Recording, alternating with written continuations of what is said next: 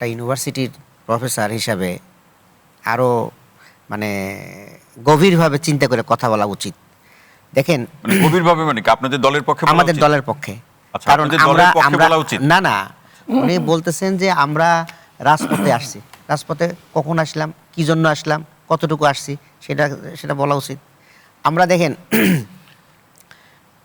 আমরা কিন্তু প্রধানমন্ত্রীর সাথে আমাদের আমিরে জামাতের সাক্ষাৎ হওয়ার পরে এবং আমরা তার আগে একটা স্টেটমেন্ট দিয়েছি যে আপনি এখন পেয়েছেন, ম্যান্ডেট পেয়েছেন, দেশের মধ্যে শান্তি শৃঙ্খলা ফিরে আনেন।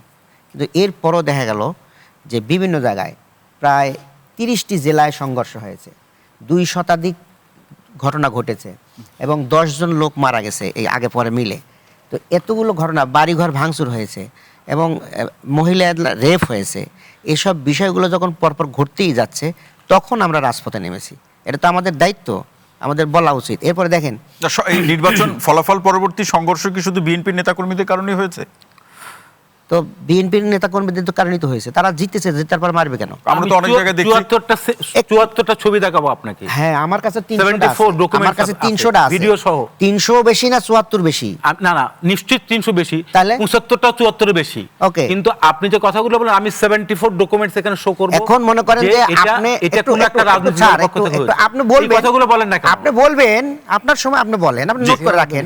দেখেন, আমরা বলার পরেও দেশে কিন্তু এগুলা হাঙ্গামা চলতে আছে। আমি নিজে, আমি সাক্ষী, আমি বাড়ি গিয়েছিলাম ওই সময়, আমার আব্বা ইন্তেকাল করছে একদম নির্বাচনের চলাকালীন সময়, সকালে 11টায় আমি ঢাকা থেকে চলে গেছি বাড়িতে। রাতের বেলা হঠাৎ 2টার সময় ঘুম ভেঙে গেল যে ব্যাপক হইচই, মানে আমাদের আসনে জামাত জিতেছে।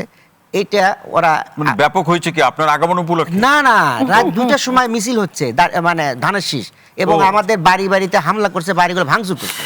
মানে ওখানে দাঁড়িপাল্লা জিতলো কেন, এই জন্য তারা হামলা করছে। তাহলে দেখেন, যেখানে ওনারা 200-র উপরে আসন পেয়েছে, তো একটু ধরা দরকার, ধৈর্য ধারণ করা দরকার, সেখানে ওনারা হামলা করে। এটা প্রতিবাদ করলে আবার আমাদের 74টা ঘটনা ঘটে যায়। এরপরে দেখেন, ঋণ খেলাপিদেরকে কোনোভাবেই সেটা তো তথ্যপত্র উভয় পক্ষেরই আছে, কিন্তু জনগণ এই তথ্যপত্র নিয়ে কি করবে?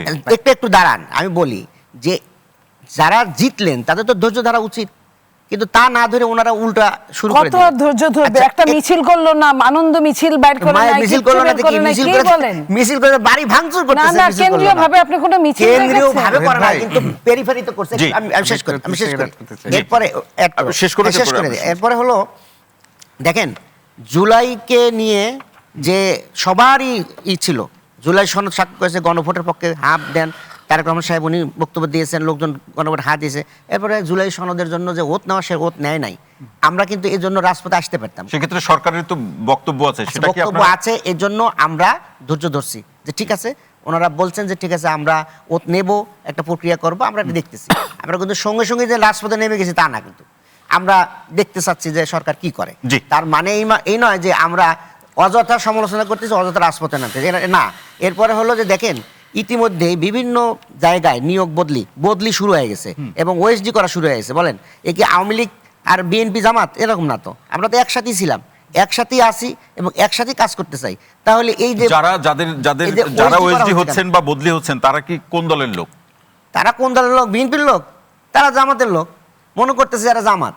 আর ভাই জামাত বিএনপি তো একসাথেই, আমরা 17 বছর একসাথে। তাহলে একসাথে নির্বাচন করেছেন, আলাদা নির্বাচন তো আপনার আলাদা না করলে আপনি তারপরে একদলীয় নির্বাচন হয়ে যায়, আমিডামি নির্বাচন হবে নাকি? এটা বিএনপি আর জামাত আমরা একসাথে ছিলাম, বাট আমরা যদি আলাদা ইলেকশন যার যার মতো করে আমরা করেছি, সবাই কিন্তু মানে প্রতিযোগিতামূলকভাবেই আমরা ইলেকশন করেছি। তো যাই হোক, এখন দেখা যাচ্ছে যে এই হচ্ছে, ওএসডি হচ্ছে, ছাঁটাই হচ্ছে, বদলি হচ্ছে।